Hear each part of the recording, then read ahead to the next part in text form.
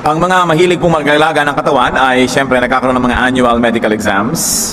Mahilig tayo ng mga physical test, blood test, stress test, x-ray ng mga chest natin at iba't ibang bahagi ng katawan. Siyempre inaalagaan. Pero hindi lang tayo katawan. The Bible speaks of a multifaceted personhood that makes up a total individual. 1 Thessalonians 5:23, may your whole spirit, soul, and body be kept blameless. Pinapakita dito yung iba't ibang antas ng ating pagkatao, na merong espiritu na galing sa Diyos, merong katawan na galing sa lupa, at merong personalidad, emosyon, attitude, all of that comprises the soul. When a person dies, the spirit goes back to God, the body returns to the ground, and the soul ceases to be. Pero kailangan natin sa buhay na ito ng soul test. Kung may physical exam, kailangan natin ng soul exam din. And so ang atin pong pag-aaral ngayon, para tuloy-tuloy tayong lumago at ating matamasa ang mga pagpapala ng Diyos at tayo maging pagpapala sa iba, a great and helpful soul test. Isang mahalaga, kailangan natin na pagsisiyasat sa sarili at nang malaman natin ang kalagayan ng ating kaluluwa o ng ating pagkatao, ng ating personalidad. Diyos namin sa langit, salamat sapagkat kayo Diyos na maunawain, mapagpatawad, maibigin. Patawarin niyo po kami sa mga kasalanan namin. Di lumilipas ang panahon na kami hindi nagkukulang at kayo naman Panginoon ay lagi nagpupuno. Forgive us our sins, cleanse us Father, make us worthy to come into your presence. Not because we are worthy on our own, but because you forgive us, you restore us, you cleanse us. Enable us to see your face, to hold your hand, to hear your voice. At nawa, hindi lang kami magkaroon Lord ng knowledge, kundi magkaroon kami talaga ng spiritual experience. That we may not only increase in our accumulation of facts, but may we actually digest your word. In a spiritual way, it becomes our food so that it bears fruit in our lives.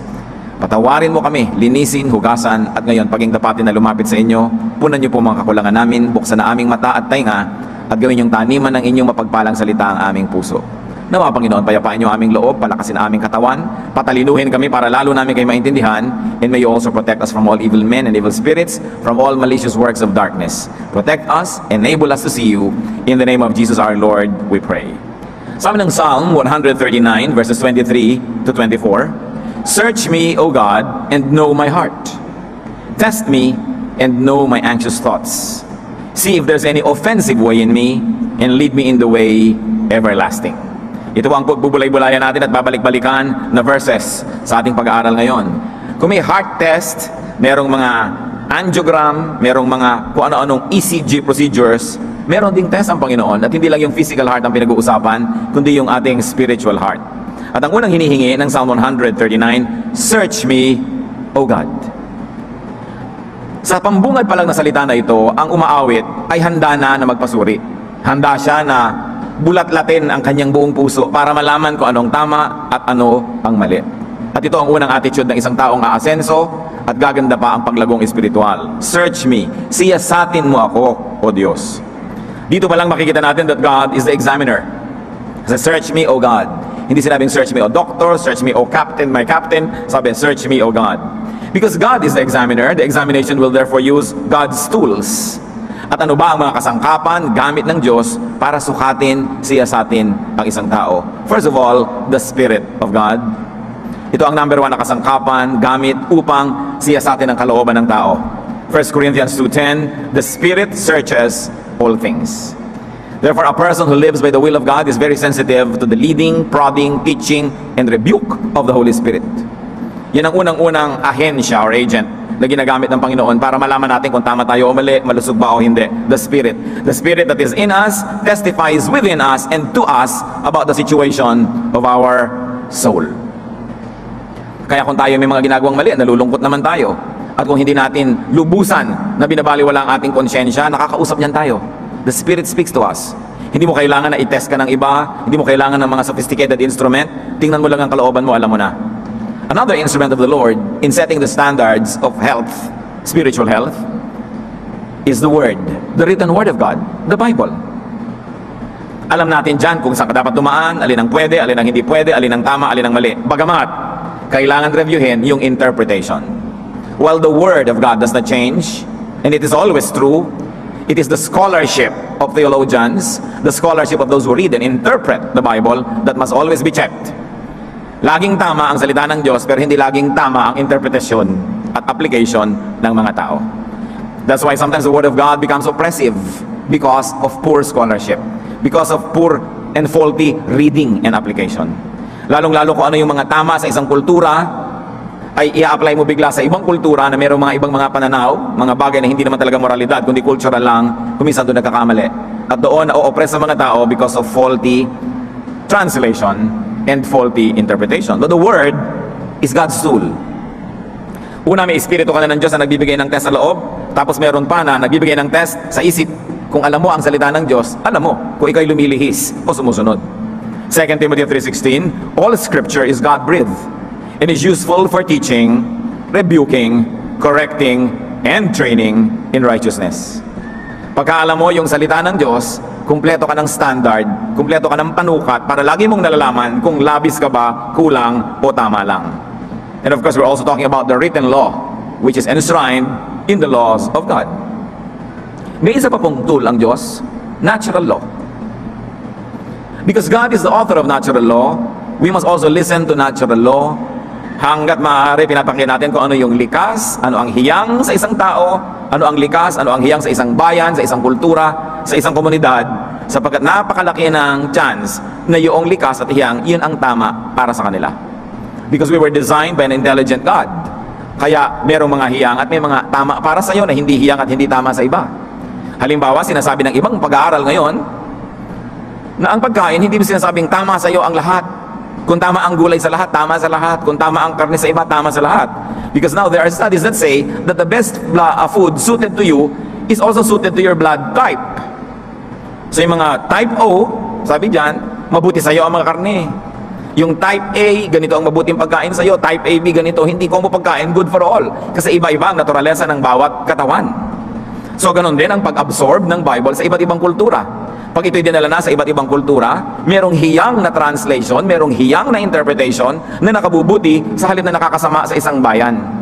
Kaya kinakailangan, tinitingnan mo, ano ba yung natural? Kasi kung ang Diyos, ang law of nature and lawgiver of nature, you are in good hands if you do not go against what is natural. Kasi siya ang lumikha niyan. Therefore, the law of God, written in natural law, would be logical. And it would give us order because God is a designer. Kaya nga yung law na natural that you can see in nature and also see in the brain of people even though they haven't heard the Bible, nandun pa rin yung law na yon. Ano ba ang tama? Kahit naman sa ang kultura, mali naman na tagain mo ang nanay mo. Diba? Hindi mo kailangan yung Biblia para malaman mong mali yun. Mali na nakawan mo ang kapitbahay mo, anihin mo ang hindi mo tanim. Nakasulat naturally sa isip ng tao kung ano ang malit tama. Kaya lang, pagpatuloy mong pinakinggan yung malit, sinunod yon, nababaluktot yung nakasulat sa iyong isip. Pero nakasulat pa rin yun. Romans 2:14-15, indeed, when Gentiles who do not have the law do by nature things required by the law, they are a law for themselves, even though they do not have the law.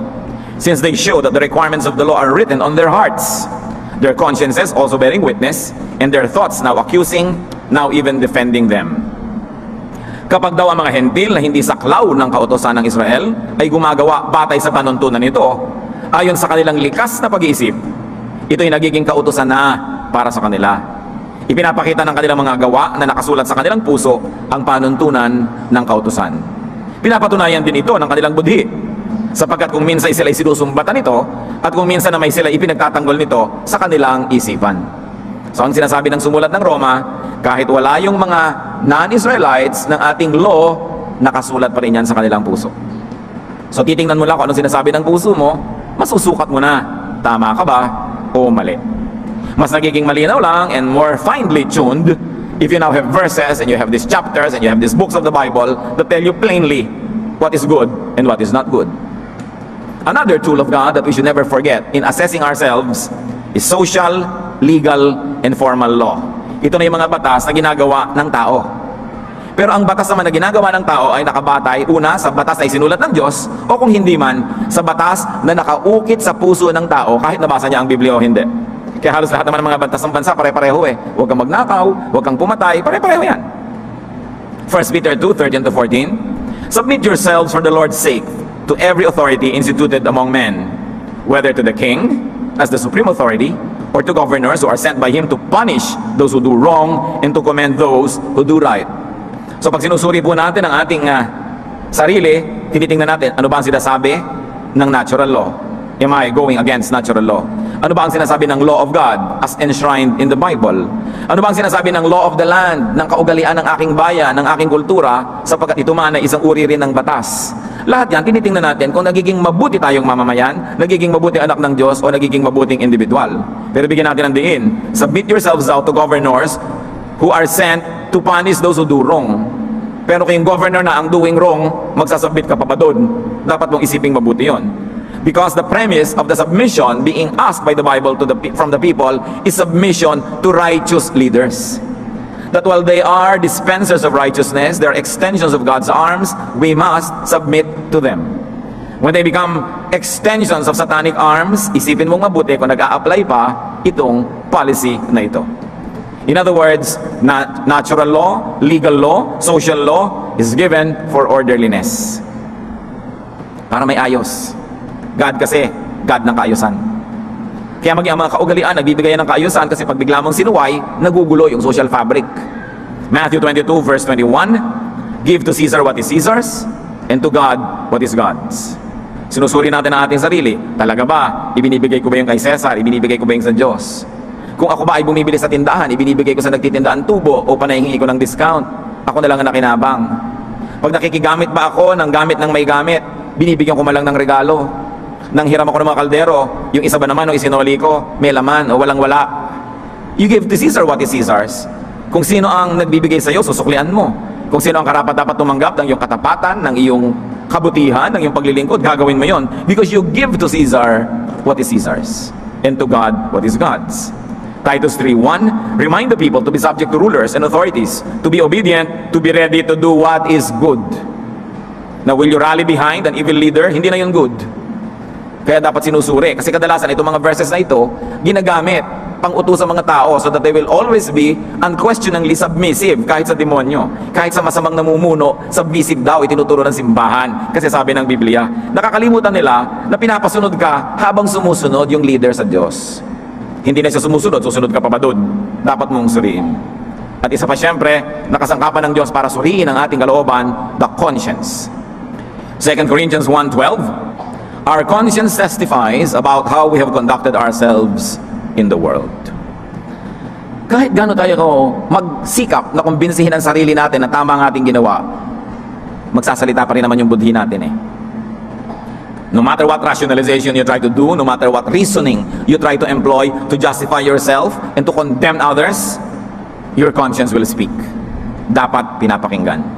Sabi sa Biblia, certain persons by rejecting their conscience have made shipwreck of their faith. Nagkawasak-wasak ang kanilang pananalig sapagkat di nila binibigyan ng pansin ang panunurot sa kanila ng kanilang budhi. Yung maliit na tinig, mahinang tinig, na laging nandoon nagsasabi kung tayo'y tama o mali. Psalm 139 verse 23 says, know my heart, know my anxious thoughts. Yan ang hinihingi sa Diyos. Alam na naman ng Diyos lahat, di ba? So anong ibig sabihin ng know my heart, know my anxious thoughts?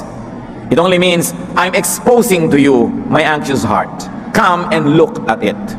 Hindi ko tinatakpan, hindi ko nilalambungan ng anumang belo para maitago ang gusto ko ikubli. Know my anxious thoughts. I'm exposing myself to you, O God. Walang takip, walang excuses, walang rationalization, walang pagdadahilan. Heto ako, tingnan niyo ako kung ano ako talaga. Therefore, the search is internal. To know your heart, to know your anxious thoughts, nasa loob. Hindi sinabi ng Psalm 139, know my deeds. Bakit po hindi pinapatingnan yung gawa? Kasi ang gawa ay pwedeng mandaya. Pero sabi niya, ang tingnan mo yung aking puso, yung aking pag-iisip. Hindi pwedeng dayain yung nasa loob. Kaya kahit anong makeup ang isuot mo, anong ganda ng yung damit, pag binigyan ka ng examination, ipinasok na yung mga instrumento sa kaloob-looban ng yung bituka, malalaman na ang tunay mong kalagayan. At ganito ang hinihingi ng Psalm sa Diyos. Siyasatin niyo po ang aking kalooban. The search is internal, it is deep, it is within. The search is about one's intentions, not actions, because actions can deceive. The search is about one's thoughts, one's kalooban at niloloob. At nandun ang Diyos, ang Espiritu niya sa ating kalooban, hindi pwedeng dayain. Bakit po pwedeng mandaya ang salita? Halimbawa, isa kang lalaking may asawa. Merong nagiging malapit sa iyo na isang office mate na babae. Talagang binibigyan ka ng sandwich, hati kayo sa lunch, lagi kang naaalala, lagi kang pinapautang, etc. etc. Ikaw namang si lalaki, sasabihin mo kay babae, don't fall in love with me ha, may asawa ako, may wedding ring ako, don't ever fall in love with me. Ang tino ng lalaki, no? Sabi niya, don't fall in love with me, may asawa na ako. Pero araw-araw si lalaki, tinetext ka, musta ka na? Miss na kita. Ang ganda ng haircut mo, ang ganda mo ngayon. Pag nakikita kayo, pinipisil ng konti yung daliri mo ng lihim. Pag walang nakatingin, hahalikan ka ng konti sa pisngi. Sabi niya, friendly kiss. Alam na niya na mayroon kang pagtingin sa kanya, tapos ginagani-ganito kanya, minimiss you, hinahalik-halikan. Pero sabi ng salita niya, don't fall in love with me. Para nga naman kung sakaling magkagipitan, magkahirapan, pwede kanyang sabihin, I told you so. Nakita niyo yung trick? Yung salita, lilinawin. Pero yung action, lalabuan. Ikaw naman, syempre, lalo umiibig ka, gusto mo talagang lumabo, di ba? Dahil doon sa malina, wala kang pag-asa, sa labuan na lang. Pero pagdating ng araw, walang sisihan. Sabi niya, sinabi ko sa'yo noon, may asawa ko, hindi ako pwede. Pero ano yung action? Kaya mga kapatid, ang ipinapasuri, thoughts, not actions, not deeds. Deeds can deceive you. Words can deceive, but not the thoughts. Kaya yung tunay na aasenso ang espiritualidad. Yung tunay na magpapalinis ng kalooban, ang ipapasiyasat sa Diyos, Lord, yung pong thoughts ko. Oo nga, mabait ka sa isang tao, ano pala yung intention mo? Masama pala yung intention mo.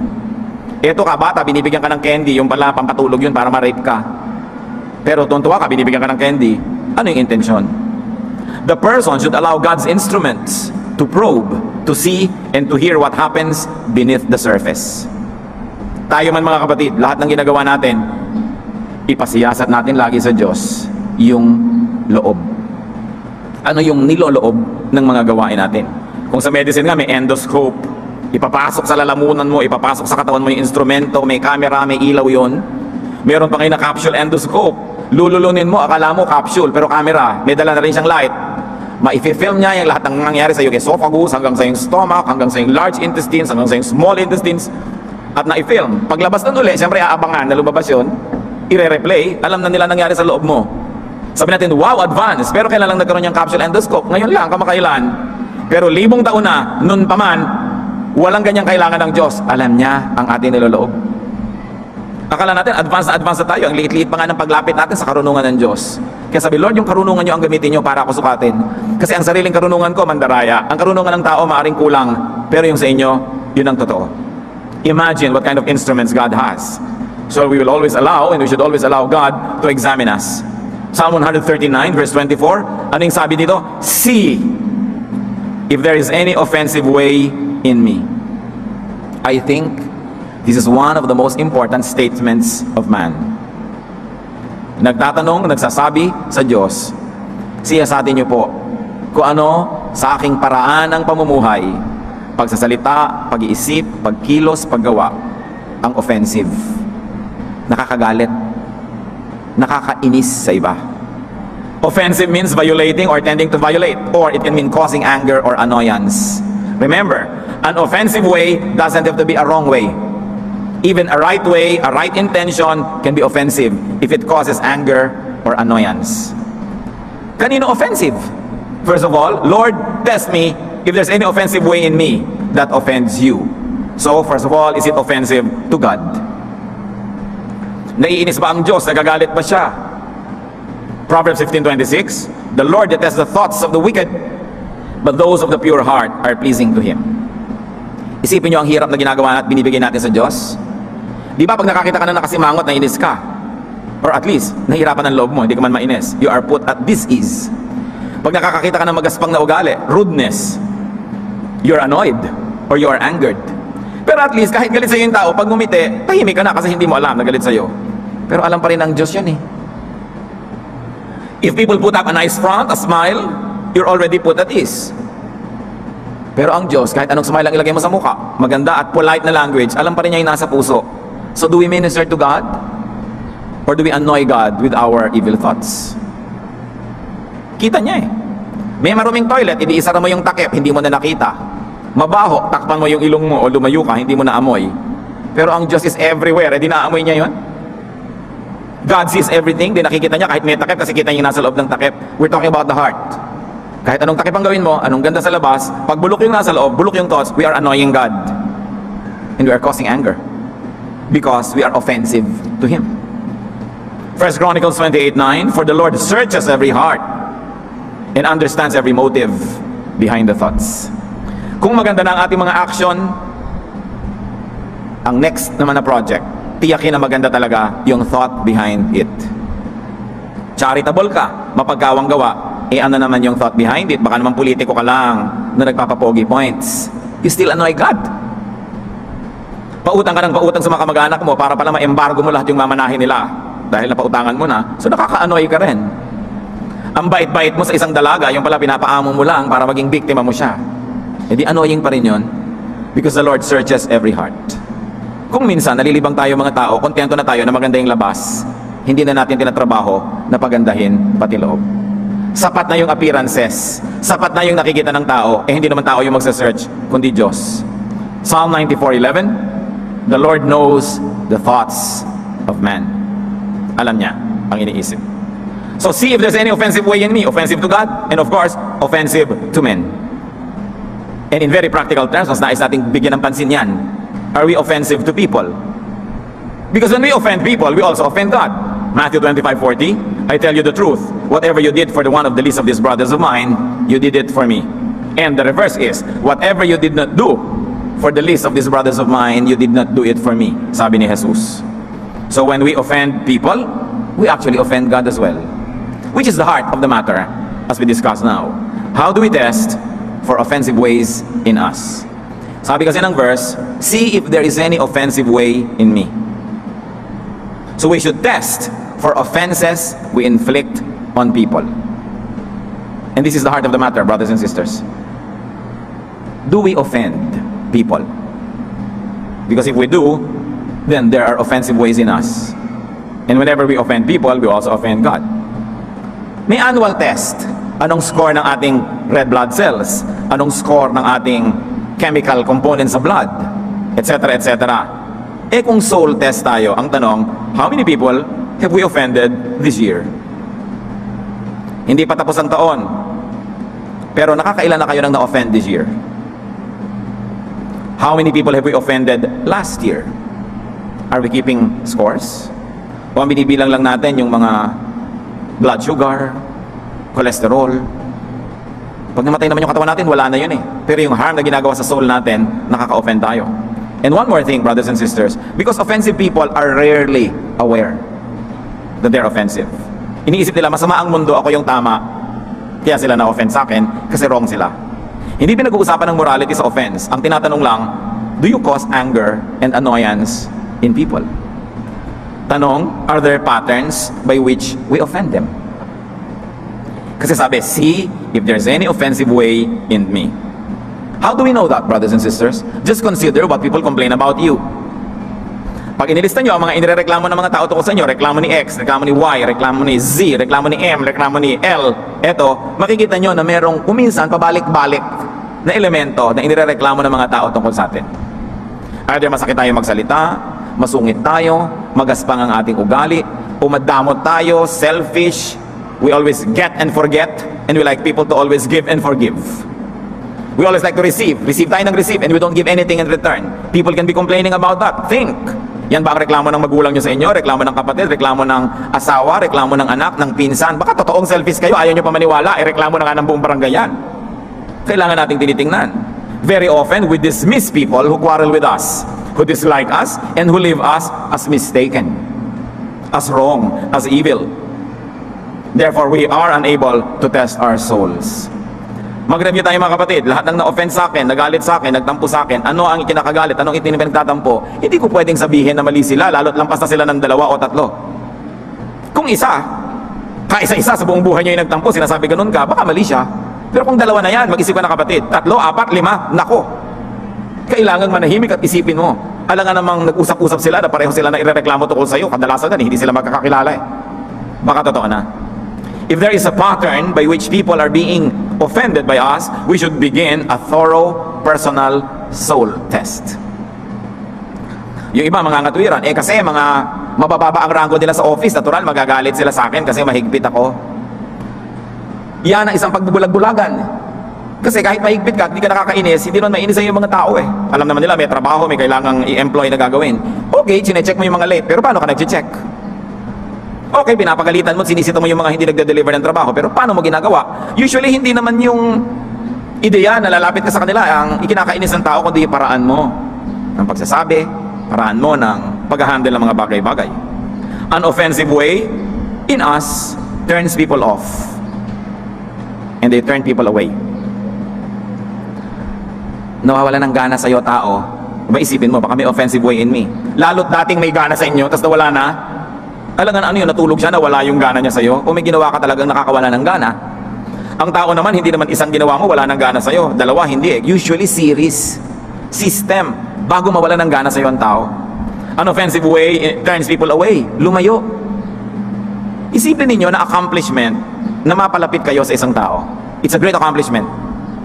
But can you imagine the reverse? What negative accomplishment it is na mapalayo ninyo ang tao, lalo't malapit na, lumayo pa. Kaibigan mo na, naging kaaway mo pa. Kakampi mo na, naging kalaban mo pa. Surely, na-offend yun. Dapat nating isipin. Are we generally liked or disliked? Not superficially, kasi yung mga tao, likable superficially. They open doors for you, they pull chairs for you, they smile, they say hi, they say good morning, they're very nice sa labas. Pero sa loob, bato ang puso. Hanggang labas lang, hanggang etiquette, hanggang kagandahang asal. Pero alam na alam mo sa kalooban bato, matigas, hindi magbibigay, hindi magbe-bend, hindi mag-a-adjust. Yung agenda niya ang gagawin niya, yung gusto niya ang gagawin niya, pero nakangiti siya, nag-good morning sa'yo. Yan ang nakaka-deceive. Those who are socially very nice, but only on the surface. It's like a soft velvet glove worn by steel fists. Ganun yun. Ang lambot-lambot na guwantes, pero ang loob, kamay na bakal. Matigas pa rin. Madali tayo kasing madala eh. Pag ang tao ay maamo, marunong mag-good morning, may etiquette, akala natin mabait na. Tayo man ganon. Pag mapagbigay tayo sa labas, eto ang plate, ikaw muna unang kumain, hello, good morning, may konting bawa. Akala na natin mabait na tayo. Pero paano tayo nagbibigay sa ating kapwa? Paano tayo nagpaparaya? Paano tayo nagsasakripisyo kung kailangan? Doon nalalaman yung lampas sa pang-ibabaw na kagandahang asal. How do we know if we're offensive? Ask. Do our conversations generally end in quarrels? Pag nakikipag-usap kayo, kadalasan ng ending away, kahit sino yung kausap nyo, mag-isip-isip na kayo kapatid. Something is very offensive in me. Mahirap manggalit ha. It takes a lot of energy to anger somebody. And people will rather not be angry than angry. So pag napagalit nyo yan, kagalit-galit nga kayo. Do our conversations generally end in fights? Maraming religyoso ganyan, maraming born-again Christian ganyan. Pag nakikipag-usap sa kamag-anak, ang ending, batuhan ng Bible. Walk out, awayan, sumbatan. Kasi, offensive ang way. Maganda ang layunin, dalhin sa Diyos ang kapwa, pero nakakainis ang pamamaraan. Nakakainisan. Magtanong-tanong tayo mga kapatid, ang dami ko nang nakita. Magkakapatiran pa daw, magsasali-sali, magnenego-negosyo. Mamaya away-away. Hindi naman kasali yung pastor nung nag-incorporate, ngayon naghihiwalay na pastor, singilin nyo naman po si brother, sabihin nyo magbayad sa akin. Teka, kailan pa naging kobrador ang pastor? Gustong isangkot sa mga gulo, pero hindi naman kasali nung nagsimula sila mag-usap. Ang tanong, ang ganda ng usapan nyo noon, ba't kayo nagkagulo? Surely, one or all of you have offensive ways. What happens to our partnerships? Nadidissolve ba? What happened to our friendships? Do they end badly? Then you have to ask yourself, Lord, search my heart. Is there any offensive way in me? Kahit pag nananalamin ako, ang ganda-ganda ng mukha ko, ang ganda-ganda kong ngumiti, perfect ang mga pronunciation ko ng good morning, pero bakit nakakainisan ako? Maling-mali ang mundo, ang sama-sama ng mundo, ako lang ang tama. Ganyan ang kadalasan na point of view ng iba. Kaya hindi nasusuri, hindi nagagamot. Sugat man na tinatakpan, ay hindi mapapagaling. Kailangan tanggalin ang takip, tanggalin ang langib, kudkurin, suyudin, linisin, masakit, mahapde, pero yun lang ang paraan para gumaling. Paano mo malalaman kapatid kung ikay mabuting tao o hindi? Ano nangyayari sa iyong mga kapagkaibigan, pakikipagmabutihan? Nauuwi ba sa gulo? Matthew 7:17 to 18 and 20. The Lord Jesus speaks, every good tree bears good fruit, but a bad tree bears bad fruit. A good tree cannot bear bad fruit, and a bad tree cannot bear good fruit. Thus, by their fruit, you will recognize them. Huwag na tayong malito. Tama ako, maganda ang pamamaraan ko, etc. etc. Ang tanong ito, ano naging bunga? Minakaaway ka. So yung bunga, ang test ng puno. Kung mabuti ang puno, mabuti ang bunga. Sapagkat ang masamang puno ay hindi mabubunga ng mabuti, at ang mabuting puno ay hindi mamumunga ng masama. Kung kadalasan sa mga relasyon mo nagwawakas sa away, hindi maganda ang puno. Kung ang mga partnership mo, kasosyo mo, lagi kayo nag-aaway-away, hindi maganda ang iyong pamamaraan. Huwag mong sisihin ang mundo. At least, kasali ka sa mali, pero hindi pwedeng sila lang ang mali. Kaya ang sabi, search me inside. Kasi kung panglabas lang, madali nating dayain ang ating sarili. You will know if you have offensive ways, if you offend people. Nakakainisan ka. Nilalayuan ka. Nakikipaghiwalay sa'yo yung dating malapit. Nakalalamig sa'yo yung dating mainit. Tinatabangan sa'yo ang dating ganado. Alam nyo kung anong sayang ang panahon. Kasi sa ating pakikipagkapwa, sa ating pakikipagmabutihan, we invest time. We invest effort. We invest money. We invest talent. Tapos ang tagal-tagal yung magkasama, sobrang investment yung ending, mag-aaway kayo, sayang lahat yun. Eh hindi naman ibabalik ang panahon. Yung bang lumipas na petsa, may babalik mo? No way. Sayang. Kaya dapat yung nandun na pinapahalagahan. Yung kaibigan mo na pahalagahan mo na. Yung asawa mo na ang tagal-tagal mong ligawan, partner mo ngayon, huwag na mawala na siya ng gana sa'yo hanggang layasan ka na. Yung kasama mo sa trabaho na ang tagal-tagal nyo magkasama, kasosyo mo, ang dami nyo magagandang araw na magkasama, bakit ang gagawin yung ending? Away. Dapat tingnan, is there any offensive way in me? Why is it the solution? Because as long as you always accuse the other person will do the same, accuse you, hindi yan mariresolve. Kailangan ayusin mo yung sarili mo, ayusin niya yung sarili niya, magkakaayos kayo. Sabi, see if there is any offensive way in me. Hindi tayo pumupunta sa Diyos, sabihin, Lord, tingnan niyo po kung may offensive way kay kapatid X, kay kapatid Y. Kung may offensive way sa nanay ko o sa kaibigan ko, sabi, Lord, show me if there is any offensive way in me. Inside me, in my thoughts, in my attitude. Mark 7:21 and 23. For from within, out of men's hearts, come evil thoughts. All these evils come from inside and make a man unclean. Malinis ba ang aking konsyensya? Deceitful ba ako? Nang-uuto ba ako? Do I lure people into my traps? Pasakay ba ako? Padama? Manipulative? Am I scheming? Dapat tinatanong yan sa sarili. Kasi alam naman yan ng Diyos eh. Bakit natin tinatanong? Hindi para sa Diyos. Para ma-review natin ang ating sarili. Romans 12:2, kung talagang gusto nating magbago, bumuti ang buhay, be transformed by the renewing of your mind. Then you will be able to test and approve what God's will is. His good, pleasing, and perfect will. Kung paulit-ulit na nakakaaway natin ang mga tao, paulit-ulit na hindi tayo nagugustuhan, paulit-ulit na inaayawan tayo, anong gagawin para baguhin yon? Baguhin ang paraan ng pag-iisip. We must change our style of thinking, and style of doing things. How can you renew your mind if you'll always justify yourself and demonize others? Talaga. Paano nga naman tayo magbabagong loob kung iba naman lagi ang sinisisi mo at kinukumbinsi mong tama ka? Hindi ka talaga magbabago kasi sa tingin mo tama ka eh. Pero makinig ka sa iyong konsyensya.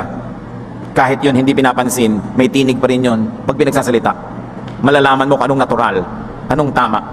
That kindness should beget kindness. Na lahat ng nagtatanim dapat umaani. Yan ang law ng Bible. Lahat ng gumagawa ng mabuti dapat suklian ng mabuti. Anong sinusukli natin sa ating kapwa? Ephesians 4:22-24. You were taught, with regard to your former way of life, to put off your old self, to be made new in the attitude of your minds, and to put on the new self, created to be like God in true righteousness and holiness. Kailangan talikuran na ang dating pag-iisip at pamamaraan at ang harapin bagong paraan ng pag-iisip. Yung paraan na nakaayon sa kalooban ng Diyos, yung papasa pag tinest ng spirit, ng conscience, ng written law of God, ng natural law, yun. Yung natural, yung tama, yung nagbibigay ng kaayusan at kagandahan sa buhay. Ang Psalm 139:24 ends, lead me in the way everlasting. So it is God who leads. It is God's way that prevails.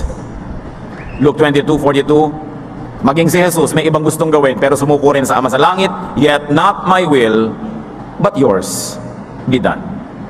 So sabihin natin, ganito talaga ako ganitong ugali ko Yan nga ang dahilan kaya napapaaway ka lagi Yan nga ang dahilan kaya iniwan ka na ng asawa mo, nakakaapat na nang iwan sa'yo Yan nga ang dahilan kaya nakagalit mo na lahat ng tao. Kaya pagpipilitan mo pang, ganito lang talaga ako. Sabihin mo kay Lord, not my will, but yours be done. Not my style, but yours be done. That which is good, pleasing, peaceful and peaceable, that which is decent and kind, yun ang style ng Panginoon. Psalm 14:10, teach me to do your will, for you are my God. May your good spirit lead me on level ground. Sabi, lead me in the way everlasting. Ang ibig sabihin lang nun, I will follow. Following God is a choice. It's a decision that becomes an action. Lead me in the way everlasting. Kanina, lead, tapos me, ngayon in the way.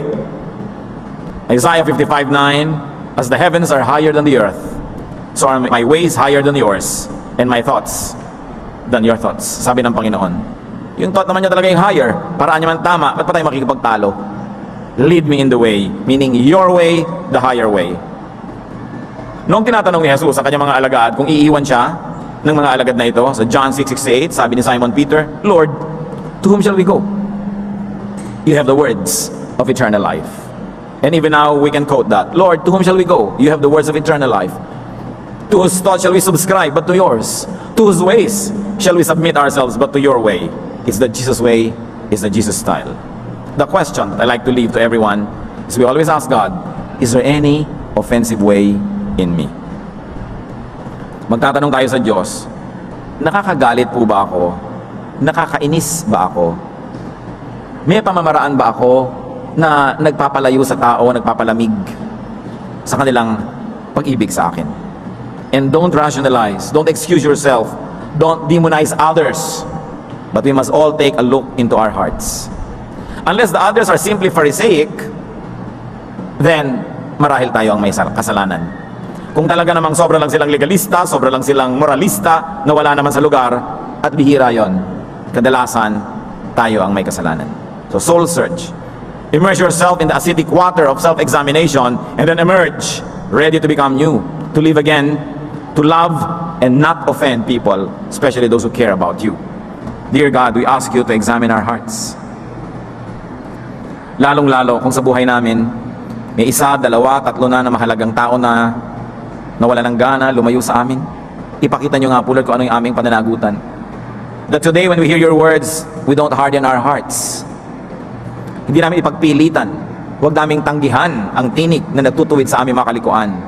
Kundi kami magkaroon ng malambot na puso, bukas na mata at isip, tanggapin ang pagtutuwid ninyo. Lord, we ask you to speak to each one of us. Ma-examine namin ang aming sarili. Sayang ang mga pagmamahal na mawawala. Sayang mga pagkakaibigan, ang pagiging mag-asawa, pagiging magkamag-anak, kung magkakalayo-layo ang tao because of our offensive ways. At kahit magsimula uli kami ng mga bagong mga relasyon, masisira lang uli kung hindi kami magbabago ng pamamaraan. Magbulay-bulay tayo mga kapatid. Kung sa palagay nyo, hindi para sa inyo ang message na ito, nagkakamali kayo para sa ating lahat yan. Kaya dapat tayo mag-isip. At lalong-lalo naman kung alam nyo para sa inyo yan, para sa akin, para sa ating lahat, pag-isipan. Hindi sapat naman alamin at makitang may dumi sa muka at pagkatapos ang tumalikod nang wala namang ginawa.